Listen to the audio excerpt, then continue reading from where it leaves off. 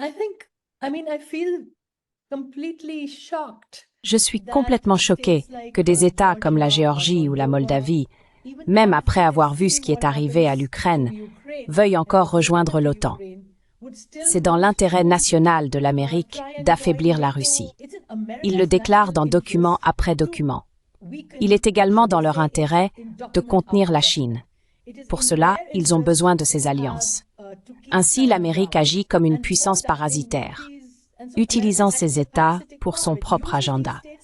Regardez, nous ne faisons pas partie de l'OTAN. Avons-nous souffert? Non, nous ne voulons pas faire partie de l'OTAN.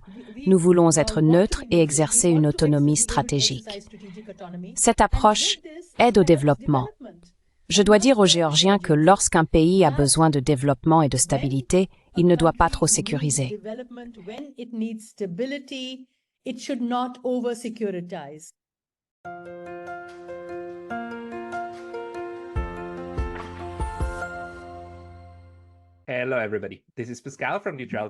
Bonjour à tous, c'est Pascal des études de neutralité. Aujourd'hui, j'ai le grand plaisir de discuter à nouveau avec une universitaire indienne, une collègue à moi, la professeure Anuradha Chenwa. Elle est spécialiste des affaires internationales et a travaillé pendant des décennies, notamment sur la Russie, la sécurité humaine, le commerce des armes et la consolidation de la paix. Anu a gentiment accepté de me donner un briefing sur ce qui se passe au Bangladesh et au Pakistan. Nous allons essayer de faire le lien avec les situations en Ukraine et en Géorgie. Ces cas ne sont pas les mêmes, mais ils sont assez similaires. Avec les élections à venir en Géorgie en octobre, nous voulons voir ce que nous pouvons apprendre du cas sud-asiatique. Anu, merci beaucoup de nous rejoindre aujourd'hui. Merci Pascal, j'adore votre émission et je vous remercie de m'avoir invité.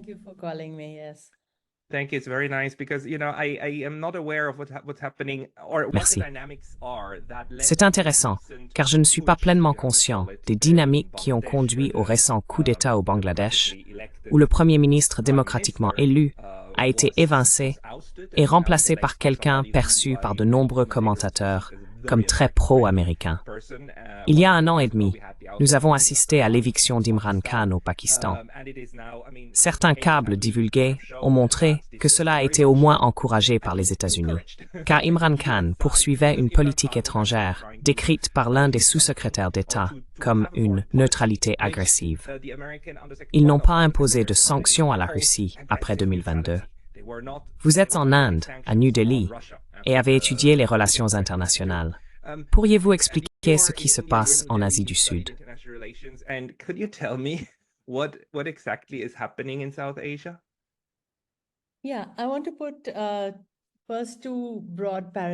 Je veux présenter 2 grands paradigmes avant de discuter de ces cas.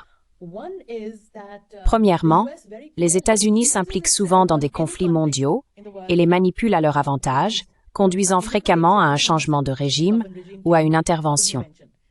Cela est évident en Asie, où tout conflit latent ou mouvement de dissidence est perçu comme une opportunité. Les États-Unis soutiennent différentes factions de l'opposition et construisent un récit, réussissant souvent à provoquer un changement de régime qui a également des racines locales. Deuxièmement, en Asie du Sud, au cours des 2 ou 3 dernières années, il y a eu une polycrise ou multicrise. Cela est évident par le nombre de régimes qui ont changé ou sont tombés, comme au Sri Lanka.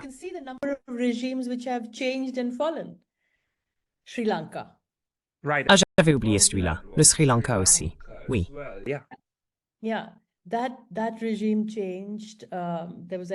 Oui, ce changement de régime a eu lieu. Il y a eu une révolution populaire significative où les Rajapaksa, y compris le président et sa famille, ont été évincés. Ensuite, au Pakistan, au Bangladesh et au Népal, il y a eu plusieurs changements. Aux Maldives, un gouvernement est tombé et un autre est arrivé au pouvoir, suivi d'élections. En Inde, il n'y a pas eu une telle intervention. Nous avons eu nos élections régulières. Cependant, environ 7 ou 8 gouvernements ont changé au cours des 2 dernières années, avec une intervention considérable des États-Unis dans certains cas. Devons-nous discuter rapidement du Pakistan avant de passer au Bangladesh? Au Pakistan, il n'y a pas une culture politique très enracinée. Culture of political culture of democracy. As you know, it's been under army rule for so many years. Comme vous le savez, le Pakistan a été sous régime militaire pendant de nombreuses années. Cependant, ces dernières années, l'armée semble s'être retirée, permettant aux civils et aux partis politiques d'avoir plus d'influence. C'est un aspect.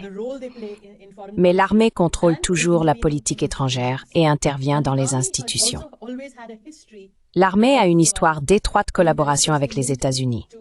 Les États-Unis ont besoin du Pakistan pour plusieurs raisons. L'une d'elles est d'intervenir en Afghanistan, avec lequel le Pakistan partage une frontière. Le Pakistan est également un pays voisin de l'Asie centrale. Il se situe entre l'Inde et l'Asie centrale, par exemple. De plus, le Pakistan entretient une relation étroite avec la Chine. Cette relation a commencé lorsqu'il y a eu une rupture entre l'Union soviétique et la Chine.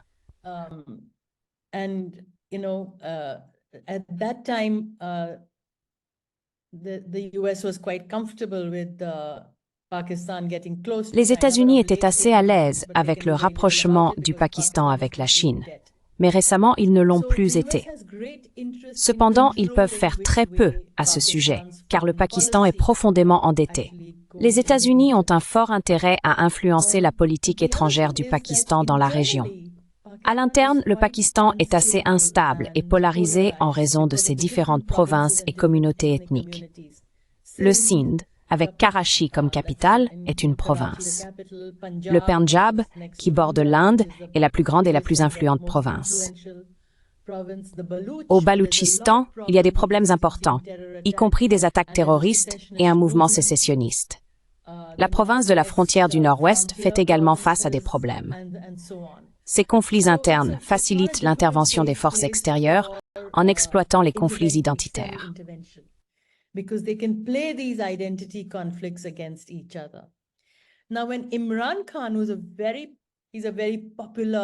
Maintenant, Imran Khan est une figure très populaire. Les premiers ministres précédents et l'opposition, comme les Bhutto et le Parti du peuple pakistanais de Benazir Bhutto, sont également des figures populaires. Son fils est un leader du parti. Ils sont en désaccord avec Imran parce qu'ils veulent être au pouvoir. Cependant, Imran est devenu Premier ministre et a essayé de changer la politique étrangère du Pakistan pour la première fois dans son histoire. Il visait à s'éloigner des États-Unis et à améliorer les relations avec la Russie. Il a également envisagé d'avoir une sorte détente avec l'Inde. De plus, il a continué à prendre des prêts de la Chine et a soutenu l'initiative de la ceinture et de la route qui relie l'Inde au port de Gwadar au Pakistan.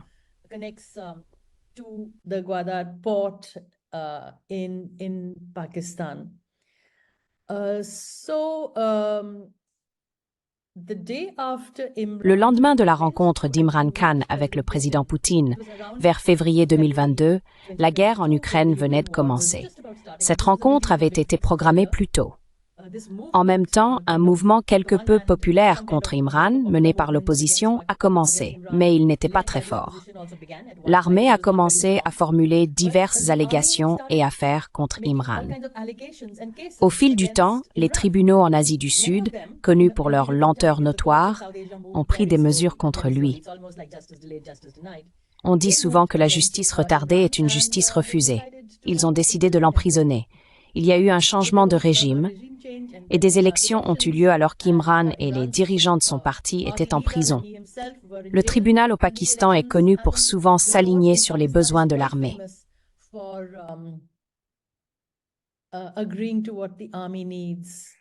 Je me demandais si le tribunal est étroitement contrôlé par l'un des partis politiques ou par l'établissement militaire.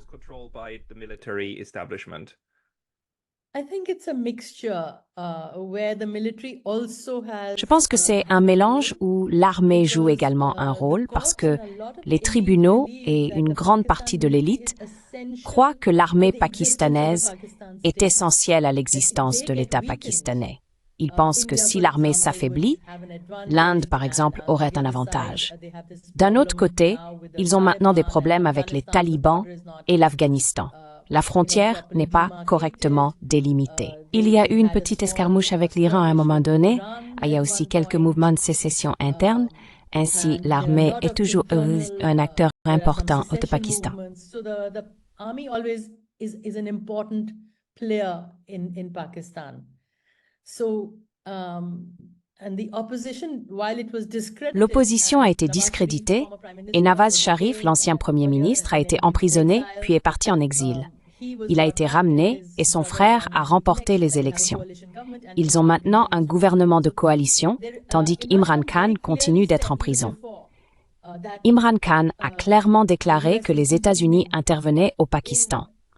Il a montré une lettre des États-Unis suggérant que le consulat américain joue encore un rôle important comme un vice-roi. Cela conduit important Some parties parfois. In jail, his party has been fragmented and scattered. He's still popular, though recently, a few months ago, Il est toujours populaire. Récemment, lors du mouvement au Bangladesh, des étudiants au Pakistan ont déclaré qu'ils lanceraient un mouvement pour la libération d'Imran Khan, affirmant que les élections avaient été truquées. Cela a conduit à une instabilité politique. Le Pakistan a contracté un prêt auprès de la Banque mondiale et du FMI pour la 23e fois, les plongeant dans une dette profonde. Il y a une grave crise économique et une crise énergétique. Imran Khan essayait de résoudre cela en obtenant du pétrole et du gaz de la Russie, mais les États-Unis et l'armée ne l'ont pas permis. C'était un cas d'intervention très directe des États-Unis. I think very direct intervention by the US empire. Je suppose que cette dette est libellée en dollars américains. Quoi d'autre? Il y a aussi un parallèle avec le Bangladesh, qui a récemment connu un changement de régime. Au Pakistan, les États-Unis ont des bases là-bas, n'est-ce pas? The US had one base and they have a lot Les États-Unis avaient une base et de nombreux accords qui leur permettaient d'utiliser le Pakistan pour des opérations militaires.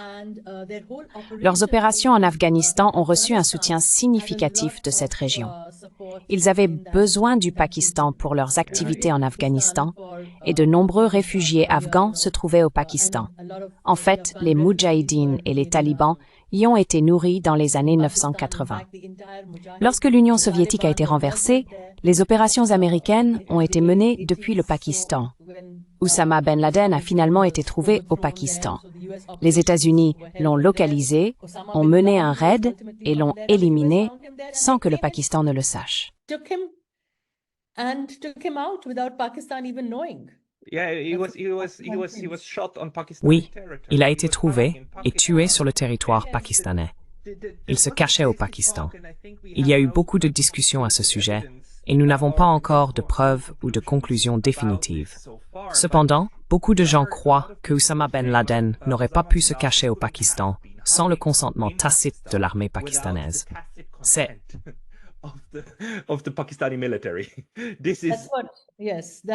Oui, c'est exact, car c'était une base militaire où il a été trouvé. J'ai été dans cette région. C'est une base militaire complète, semblable aux anciens cantonnements comme on les appelle ici. Mais cela indiquerait que l'armée pakistanaise coopère avec les États-Unis, mais seulement dans une certaine mesure. Ils ne sont pas contrôlés par les États-Unis, de la même manière que le gouvernement et l'armée ukrainienne le sont.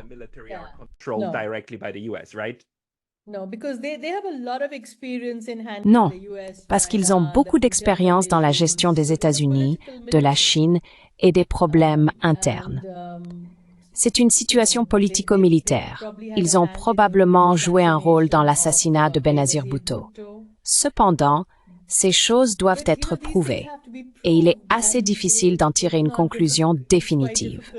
Mais tout le monde sait que l'armée est puissante, et les États-Unis continuent d'avoir de l'influence dans la politique pakistanaise.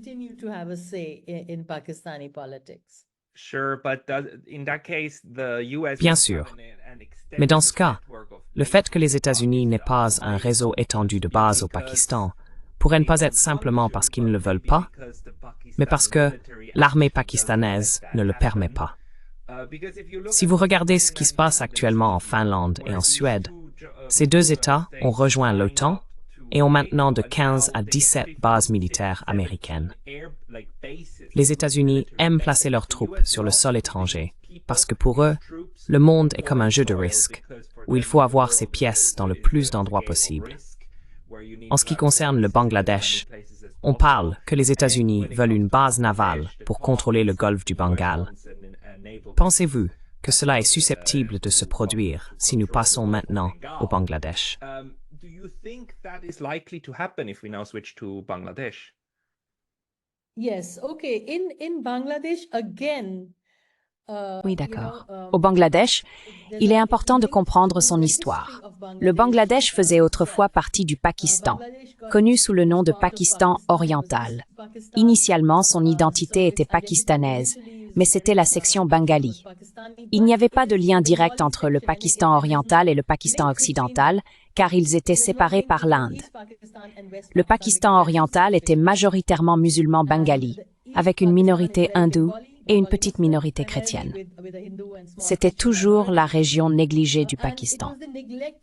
Cette négligence a conduit à la montée d'un mouvement de libération nationale, un mouvement sécessionniste en raison d'une oppression significative.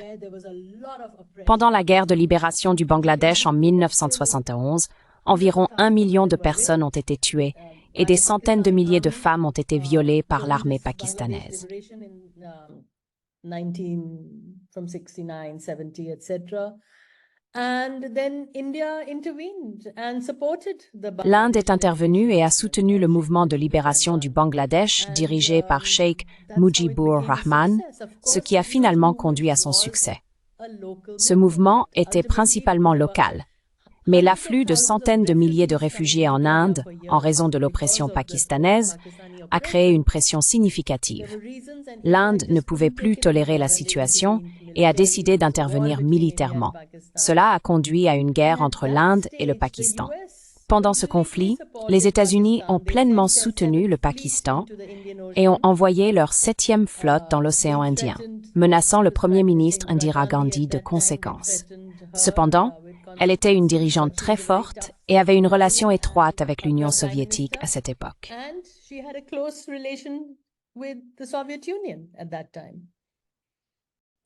There was 90 A new 72 threes. 73. One. Yeah, that time, yeah. And it was a success. Oui, à cette époque, c'était un succès. Le régime pakistanais est tombé et ils ont dû partir. Le Bangladesh est devenu indépendant. Le leader du mouvement était de la Ligue Awami, qui était le parti au pouvoir jusqu'à récemment. Après l'assassinat de Sheikh Mujibur Rahman, sa fille a pris le relais. La politique du Bangladesh comporte 3 ou 4 factions que nous devons comprendre un peu. Une faction est celle avec l'héritage et le legs du mouvement national, qui est la Ligue Awami. Bien que Sheikh Mujibur Rahman ait été assassiné, l'armée a pris le pouvoir pendant un certain temps. Une autre faction est le parti d'opposition, qui est plus pro-pakistanais et islamiste. Le bélier aux factions d'opposition est islamiste. To the opposition and to the Islamist kind of factions. And her name, again, the widow of one of the earlier... Son nom, la veuve de l'un des premiers généraux, est Begum Khaleda Zia du Parti nationaliste du Bangladesh. Elle est en opposition à la Ligue Awami. Ensuite, il y a le Jamaat, le principal groupe islamiste. Sheikh Hasina de la Ligue Awami, qui s'identifie au mouvement de libération, est au pouvoir depuis presque 24 ans. Elle a remporté 3 élections. L'opposition affirme que ces élections ont été truquées. Parce qu'elle est au pouvoir depuis si longtemps, on peut faire 2 évaluations. D'une part, cela a été une bonne période pour le Bangladesh, qui était autrefois l'un des pays les plus pauvres et instables en raison du régime militaire. Cependant, au cours des 24 dernières années, le Bangladesh a connu le taux de croissance le plus élevé d'Asie du Sud. They've had the highest growth rate in South Asia. the women, there's the highest growth rate of women in Le pays a connu le taux de croissance le plus élevé de femmes dans les secteurs du travail formel et informel. Il y a eu une stabilité politique et leurs indicateurs sociaux ont été les meilleurs en Asie du Sud. Cela a conduit à des aspirations et à l'émergence d'une nouvelle classe. De nombreuses personnes ont été sorties de la pauvreté. Cependant, la première ministre Sheikh Hasina est devenue très autocratique et a perdu le contact avec les aspirations du peuple. Elle a réprimé la dissidence, ce qui est un problème majeur pour ceux qui désirent la liberté dans le monde entier. Le leadership, surtout en Asie, ne comprend souvent pas cela. Elle a emprisonné la chef de l'opposition, Begum Khaleda Zia, qui a reçu une peine de 18 ans pour corruption. Il y avait de nombreux cas contre elle, et l'opposition a boycotté les dernières élections.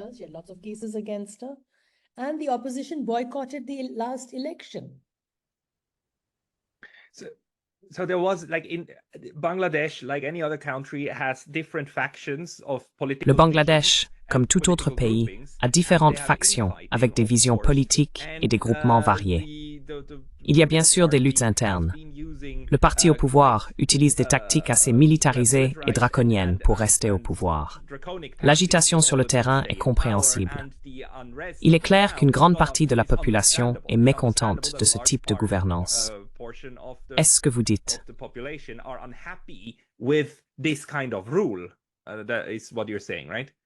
That's right. But at the same time, C'est exact. En même temps, la première ministre Hasina a été très proche de l'Inde dans sa politique étrangère. L'Inde a fourni beaucoup d'aide au développement et de prêts à taux réduits. Elle est également proche de la Chine, qui a son initiative de la ceinture et de la route liée à travers le Bangladesh. Elle équilibre entre l'Inde et la Chine et a tenu les Américains à l'écart. Pendant la guerre en Ukraine, par exemple, la politique officielle du Bangladesh était une neutralité claire. Ils ont déclaré qu'ils voulaient rester neutres et ne pas prendre parti. De plus, la Russie construit des centrales nucléaires au Bangladesh qui sont cruciales pour leurs besoins en électricité. J'ai vu une déclaration des Américains disant que le Bangladesh ne devrait pas continuer avec ses centrales. Continue with those power plants. And both Bangladesh and Russia has invested Tant le Bangladesh que la Russie ont investi des millions de dollars dans ces centrales électriques. Elles sont presque prêtes à être mises en service. Des navires russes, environ 8, sont venus avec des matériaux et des équipements pour la centrale électrique. Les Américains ont déclaré que si ces navires entraient au Bangladesh, ils imposeraient de sévères sanctions. Ainsi, les navires ont dû faire demi-tour. J'ai entendu dire que l'Inde a permis à ces navires d'accoster dans l'un de ses ports à leur retour parce qu'ils étaient bloqués. C'est ainsi que les États-Unis ont commencé à intervenir. De plus, il y a une petite île que les États-Unis voulaient comme base militaire dans l'océan Indien en raison de l'expansion mondiale de l'OTAN.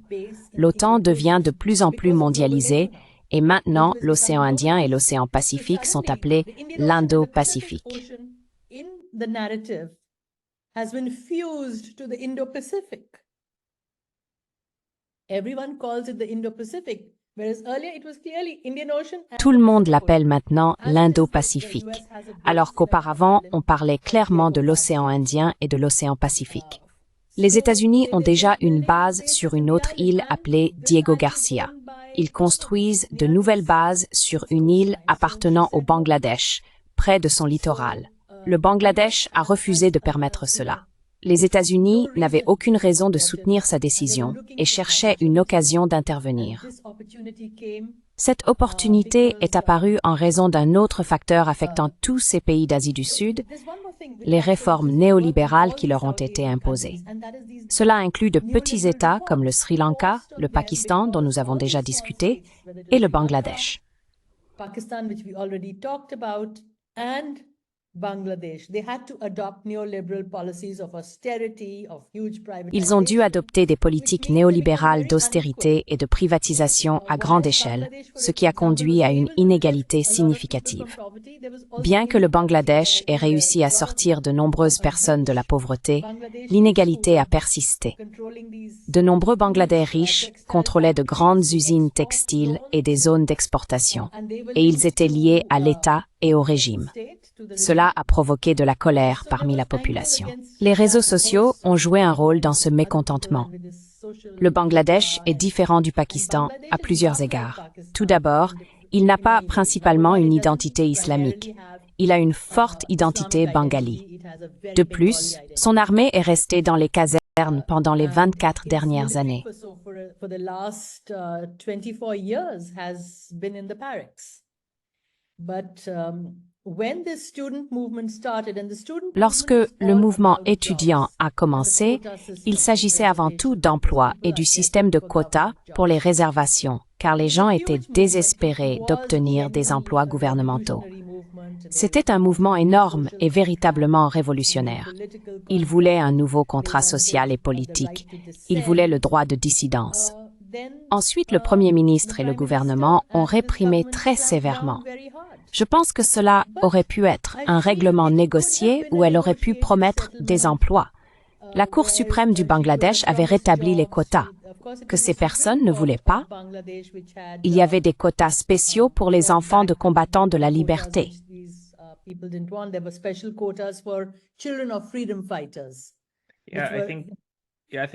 Je pense que nous devons expliquer que pour obtenir un emploi gouvernemental, il y avait des quotas, comme 30% réservés pour un groupe et 30% pour un autre. Ce système rigide profite surtout aux élites de l'ancienne révolution. C'est quelque chose que ces jeunes n'apprécient pas. Young people don't like. Yeah. So the quota, they have a quota system. There is a Oui. quota for Donc ils ont un système de quotas. Il y a un quota pour les plus pauvres et certaines communautés spécifiques qui ont été socialement et économiquement défavorisées pendant des générations. Les étudiants n'ont pas contesté cela.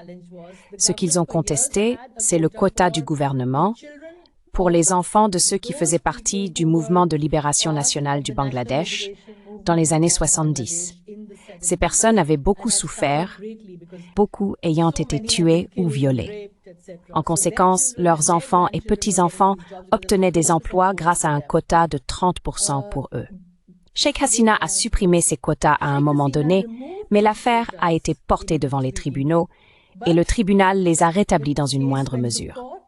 Cependant, les étudiants voulaient que ce quota soit complètement supprimé. They wanted it removed completely.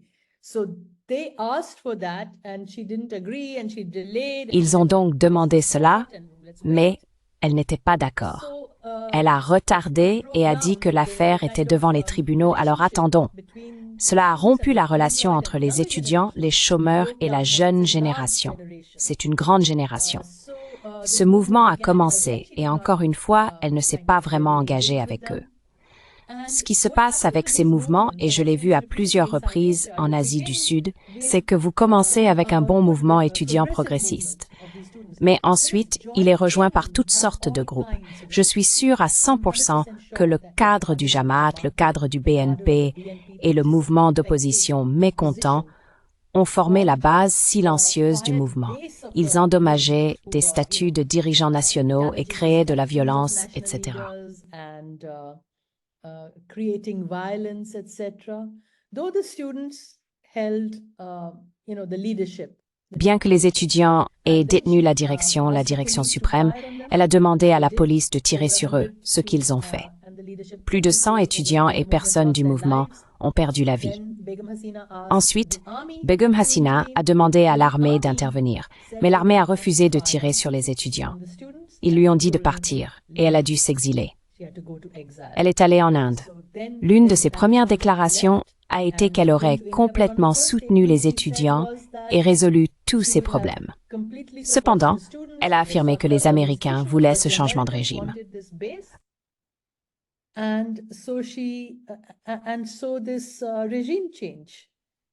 And do you think the US the US Et pensez-vous que l'ambassadeur des États-Unis au Bangladesh, qui est assez célèbre, du moins dans les cercles de la politique étrangère américaine, est M. Haas?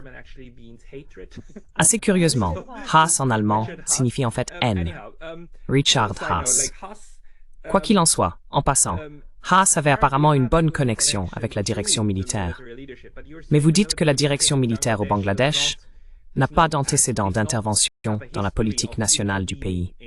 In Bangladesh, like national politics. So It does have a history. Il y a effectivement un historique, sauf que depuis que Begum Khaleda a remporté les 3 dernières élections. Au cours des 24 dernières années, ils n'ont pas intervenu. They have not intervened. But before that, Pas Begum Khaleda, Sheikh Hasina, n'est-ce pas? Sheikh Hasina, right? Sheikh Hasina est au pouvoir. She won the Elle a remporté les 3 élections, n'est-ce pas? Vous avez mentionné Begum Khaleda, mais vous vouliez dire Sheikh Hasina, n'est-ce pas? Sheikh Hasina, right? Yeah. Sheikh Hasina, she won the last 3 elections. So at that time, the military. Sheikh Hasina a remporté les 3 dernières élections. The other thing is, Pendant ce temps, l'armée est restée dans ses casernes, bien qu'elle joue toujours un rôle important. Contrairement au Pakistan, le Bangladesh n'a pas de conflit continu à ses frontières. Le Pakistan s'appuie sur son armée en raison des tensions persistantes avec l'Inde et des problèmes à la frontière afghane, ainsi que de la dissidence interne. Cependant, le Bangladesh a résolu ses problèmes frontaliers avec l'Inde. La frontière était autrefois poreuse, permettant à de nombreux migrants d'entrer en Inde, ce que l'Inde voulait arrêter. Actuellement, l'Inde n'est pas très populaire au Bangladesh pour plusieurs raisons. India is not very popular now in Bangladesh, despite for 2 or 3 reasons. One is because they supported the. Une raison est que l'Inde a soutenu le gouvernement Hasina de manière extensive. Les services de renseignement indiens ont été très actifs là-bas, lui fournissant des informations. Une autre raison est les problèmes de minorité de l'Inde elle-même. Le gouvernement nationaliste, majoritaire ethnique en Inde, avec le ministre de l'Intérieur blâmant souvent les migrants bangladais, a causé des tensions. À un moment donné, il les a même qualifiés de termites, parce qu'ils entrent en Inde secrètement. Cela a été mal reçu au Bangladesh et parmi les musulmans du monde entier. En conséquence, il y a eu une antipathie croissante envers l'Inde au Bangladesh depuis un certain temps, ce qui a également conduit à des tensions. Toutes ces questions ont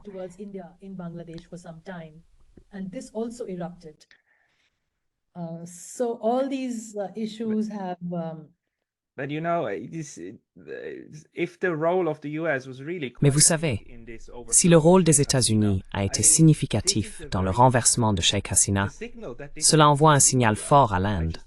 Maintenant, vous avez 3 États, Sri Lanka, Pakistan et Bangladesh, qui ont connu des changements de régime vers des gouvernements plus alignés avec les États-Unis, ce qui affaiblit les gouvernements précédents qui étaient plus proches de l'Inde. Cela n'envoie-t-il pas aussi un message à M. Modi que s'il ne coopère pas, il pourrait être le prochain? Comment interprétez-vous cela du point de vue de l'Inde? How do you interpret this from the viewpoint of India? Yeah. So I think India is. Oui, Got a donc je pense que l'Inde a tiré une leçon importante cette fois-ci, car une partie de la communauté stratégique indienne souhaitait des relations plus étroites avec les États-Unis, et cela a certainement été un peu affecté. Cependant, cette partie de la communauté stratégique craint également la Chine. Il croit que la seule façon d'équilibrer la Chine est d'avoir des liens plus étroits avec les États-Unis. I wonder, but even they must understand that. Je me demande s'ils comprennent le grand danger de devenir une base de lancement pour une guerre des États-Unis avec la Chine, même s'ils ont une phobie. Ici, nous pouvons établir un lien avec l'Europe. Une grande différence, je crois, entre le jeu en Asie du Sud et le jeu en Europe est que l'Europe a été complètement capturée par les États-Unis, tant sur le plan institutionnel qu'idéologique. La guerre par procuration en Ukraine est l'incarnation du pouvoir américain, à la fois dur et doux. Elle montre comment les États-Unis peuvent enrôler une autre nation pour mener une guerre qui s'aligne avec leur planification stratégique. Cela fonctionne à merveille. avec des gens agitant des drapeaux ukrainiens et disant que nous devons combattre les méchants Russes. I mean, people run around with Ukraine flags saying that we need to fight the evil Russians, and they don't see the whole. Et ils ne voient pas tout le jeu OTAN Russie, ou ils pensent que c'est de la désinformation russe. Les États-Unis ont même réussi à enrôler la Finlande et la Suède pour jouer le jeu. Ce n'était pas à cause d'un changement de régime, mais parce que leur gouvernement, qui se préparait déjà à l'intégration, ont soudainement eu la majorité politique pour avancer. Une majorité de personnes souhaitaient cette intégration. En Asie du Sud, l'environnement politique et idéologique est différent. Les États-Unis exercent davantage d'éléments de la politique néocoloniale traditionnelle, comme le piège de la dette néolibérale. Si toutes les grandes entreprises au Bangladesh, au Pakistan et au Sri Lanka sont contrôlées par les États-Unis et l'argent américain, alors les États-Unis gagnent beaucoup de leviers.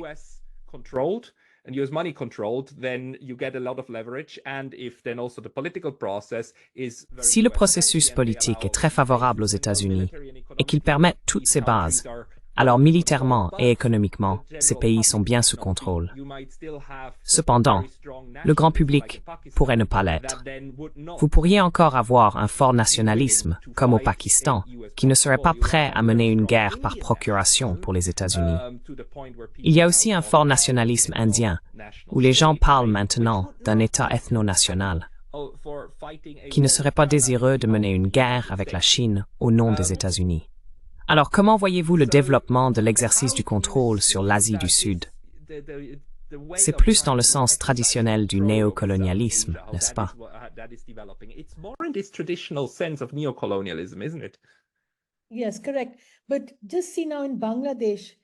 Oui, c'est exact. Mais regardez le Bangladesh maintenant. Qui est devenu président? Muhammad Yunus, qui est très proche des ONG. Il a lancé le système de microcrédit, offrant des prêts aux femmes pauvres du Bangladesh pour qu'elles puissent investir et générer un petit revenu local. À un taux d'intérêt de 18% et des conditions similaires, cela devient un piège de microdette.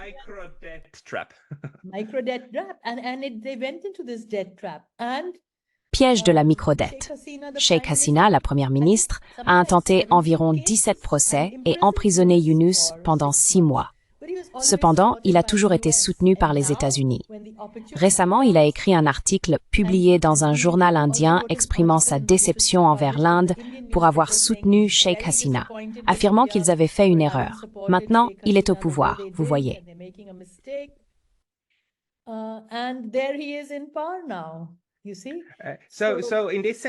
Dans ce sens, le Bangladesh représente une nouvelle version de l'exercice du pouvoir par les États-Unis, capturant les gens idéologiquement et pas seulement économiquement et militairement.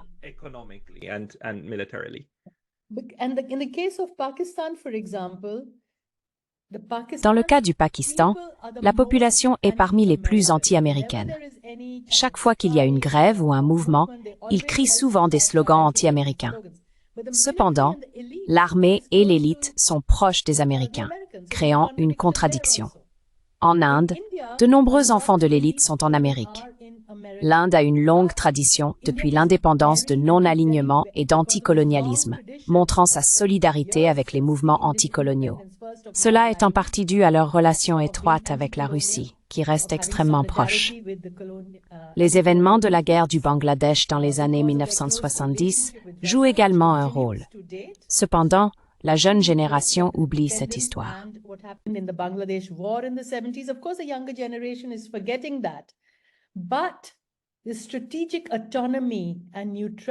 Le concept d'autonomie stratégique et de neutralité en politique est transactionnel plutôt que progressiste. À travers le spectre politique, les Indiens sont engagés dans cette approche. Notre ministre des Affaires étrangères a récemment déclaré que l'Inde n'a pas une mentalité de l'OTAN. L'ambassadeur américain a mentionné qu'il n'y a pas de neutralité en temps de guerre ou de conflit. Il a utilisé des mots forts, suggérant qu'il pourrait être honteux de maintenir une telle neutralité. De nombreux hauts responsables américains du département d'État et des dirigeants européens ont essayé de persuader l'Inde qu'elle ne peut pas rester neutre. Ils soutiennent qu'il y a des avantages pour l'Inde à prendre position sur l'Ukraine, mais l'Inde n'a pas changé sa position. C'est la situation actuelle.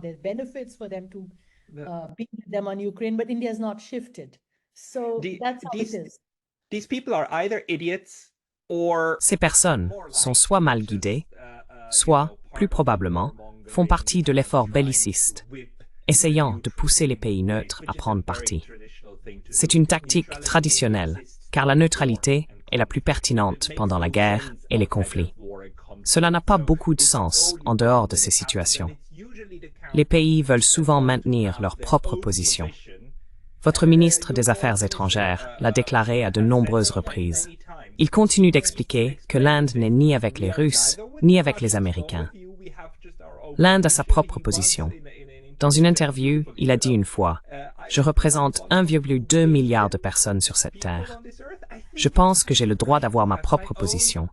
Je crois que j'ai gagné ce droit en fonction de ce que nous représentons. »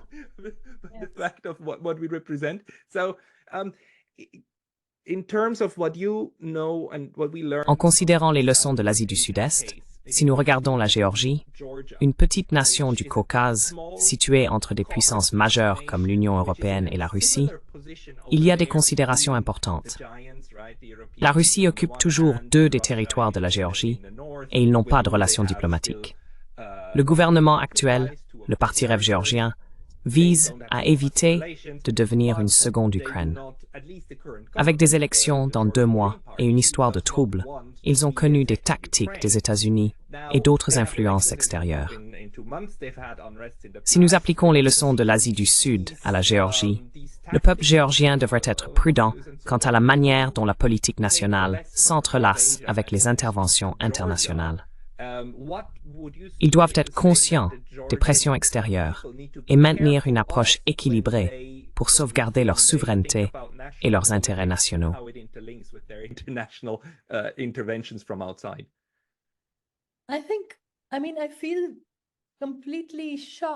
Je suis complètement choquée que des États comme la Géorgie ou la Moldavie, même après avoir été témoins de ce qui est arrivé à l'Ukraine, veuillent encore rejoindre l'OTAN ou l'Union européenne. Comment croient-ils que l'intérêt national américain s'aligne avec le leur? Il est dans l'intérêt national de l'Amérique d'affaiblir la Russie, comme indiqué dans de nombreux documents. Il est également dans leur intérêt de contenir la Chine. Et pour cela, ils ont besoin de ces pays. L'Amérique agit comme une puissance parasitaire, utilisant ces États pour son propre agenda. Alors pourquoi veulent-ils s'aligner avec elle? Ils ont été bien jusqu'à présent.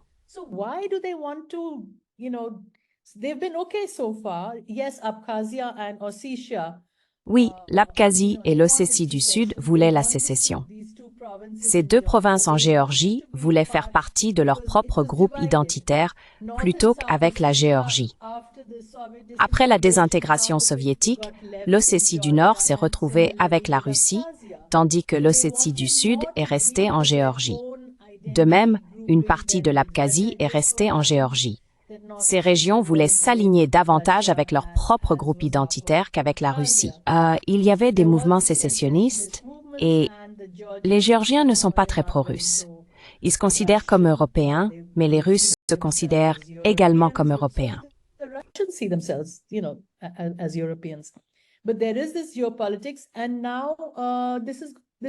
Mais il y a cette géopolitique. Maintenant, cela pourrait devenir un nouveau front si la polarisation en Géorgie augmente. Vous verriez beaucoup d'argent américain affluer vers des ONG et des mouvements affirmant qu'il n'y a pas assez de démocratie et qu'il vaut mieux rejoindre l'Union européenne. Ce récit se développerait progressivement. Les Américains ont une stratégie. Ils forment des leaders au fil du temps. Malheureusement, cette possibilité d'un nouveau front peut commencer. Rappelez-vous, la Russie a déclaré qu'elle avait 2 lignes rouges, l'une était l'Ukraine et la seconde était la Géorgie.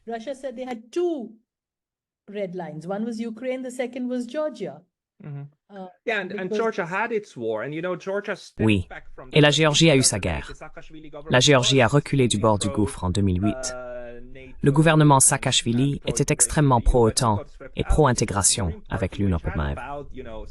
Cependant, il a été remplacé par le parti Rêve géorgien, qui a environ 40% de soutien dans la population et joue un rôle important dans la formation du gouvernement.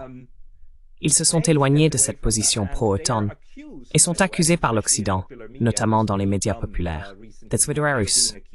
C'est un cas irud, car il y a relations diplomatiques avec la Russie. They don't have diplomatic relations with Russia, right? It's a dumb narrative, and a Georgian colleague, Lasha Kazaradze, once said, "Nobody has to teach." Un collègue géorgien, Lasha Kazaradze, a dit un jour que personne n'a besoin d'apprendre aux Géorgiens à ne pas aimer les Russes. Nous savons, a-t-il dit. Le récit est façonné parce que l'objectif du point de vue des États-Unis et de l'OTAN est d'installer un régime ami en Géorgie. Ce régime ouvrirait la capacité militaire de la Géorgie et aspirerait à l'adhésion à l'OTAN. Cela obligerait alors la Russie à détourner ses capacités militaires vers le sud, ce qui, à leur avis, est un avantage stratégique. En ce sens, la Géorgie pourrait être la plus similaire au Pakistan en raison de ses différents frontaliers et des identités fluides. La Géorgie devrait tirer des leçons de l'expérience pakistanaise. So Georgia should learn from the Pakistani experience. D'après l'expérience sud-asiatique et asiatique, nous voyons que ne pas faire partie de l'OTAN n'a pas causé de souffrance. Nous ne voulons pas faire partie de l'OTAN, nous voulons rester neutres et exercer une autonomie stratégique. Cette approche favorise le développement. Je dois dire aux Géorgiens que lorsqu'un pays a besoin de développement et de stabilité, il ne doit pas trop insister sur la sécurité. La sécurité n'est pas le principal problème. La Russie n'interviendra pas, ni l'OTAN, si vous gardez les deux à l'écart, tout comme la Yougoslavie l'a fait pendant de nombreuses années, pendant la guerre froide.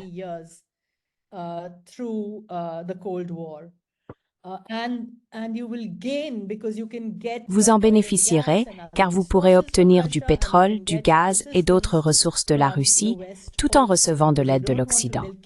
Ils continueront à essayer de vous attirer dans leur sphère d'influence, mais vous pouvez maintenir une autonomie stratégique. Vous n'avez pas besoin de faire partie d'une alliance. De nombreux pays du Sud global ont atteint cette autonomie et se sont tenus à l'écart à la fois de la guerre froide et d'autres conflits. Ce sont les pays qui sont devenus des économies émergentes. Les tigres asiatiques, par exemple, sont ceux dont les économies se sont développées de manière significative.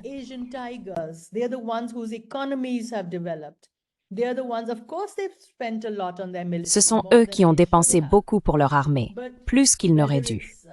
Que ce soit l'Inde, le Bangladesh pendant les années dorées de Hasina, l'Indonésie, la Malaisie, ou même le Vietnam après la guerre, la raison pour laquelle ils se sont développés est qu'ils sont restés à l'écart des conflits et de la politique des grandes puissances.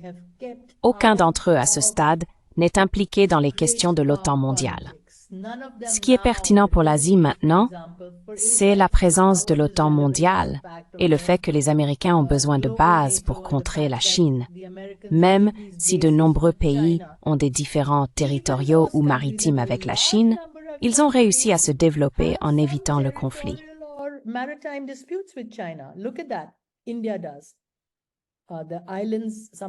L'Inde le fait. Certaines des îles au Vietnam sont disputées. Aux Philippines, elles sont également disputées. Malgré cela, les pays de la région ne veulent pas être alliés des États-Unis avec des bases militaires. Ils disent qu'ils ont la force de négocier avec la Chine par eux-mêmes. Par exemple, l'Inde a eu 31 dialogues dans un mécanisme de travail conjoint.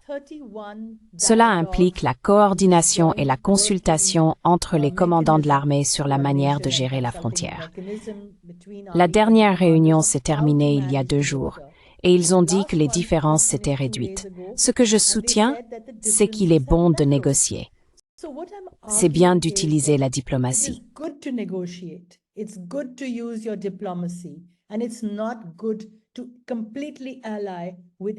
Il n'est pas bon de s'allier complètement avec l'un de ces pays en guerre. Vous pouvez avoir de la concurrence, mais vous pouvez également tirer parti de vos avantages pour équilibrer avec les deux. C'est ce que je préconise pour la Géorgie. En Asie du Sud, la région qui a le plus souffert et qui est maintenant la plus pauvre, malgré ses ressources, est le Pakistan. C'est précisément parce que les États-Unis les ont utilisés sans pitié. Maintenant, je pense qu'ils pourraient même envisager de les abandonner, sauf pour un usage militaire, car c'est tellement instable. Leur idée pourrait être d'équilibrer l'Inde avec le Pakistan. Idea might be, and they balance India with Pakistan, they would have preferred to have India as their base. Ils auraient préféré avoir l'Inde comme base, mais l'Inde ne va pas leur donner de base militaire. Ils ont un accord logistique qui leur permet d'utiliser certains ports. Au-delà de cela, ils font partie du Quad. La raison pour laquelle le Quad ne décolle pas est que l'Inde veut qu'il se concentre sur la sécurité et les lignes maritimes sûres. Ils ne veulent pas que ce soit un front anti-Chine. L'Inde travaille avec la Chine dans des groupes comme les BRICS et l'Organisation de coopération de Shanghai. Ils ont des vues similaires sur la multipolarité et le changement climatique. C'est ce que je préconiserais pour la Géorgie. Yeah, it's quite simple. Oui, c'est assez simple. Coopérez avec tout le monde et ne faites pas de votre pays la base militaire de qui que ce soit. Restez en dehors de cela. Ce sont de merveilleuses leçons et études de cas en Asie du Sud. J'espère que nos amis géorgiens regardent, écoutent et peuvent établir des parallèles. Ce qui est bon pour votre pays n'est probablement pas la même chose que pour les autres. Alors, faites ce qui vous convient. Merci beaucoup pour votre temps aujourd'hui. Anu Chenoy, thank you very much for your time today. Merci Pascal, continue comme ça.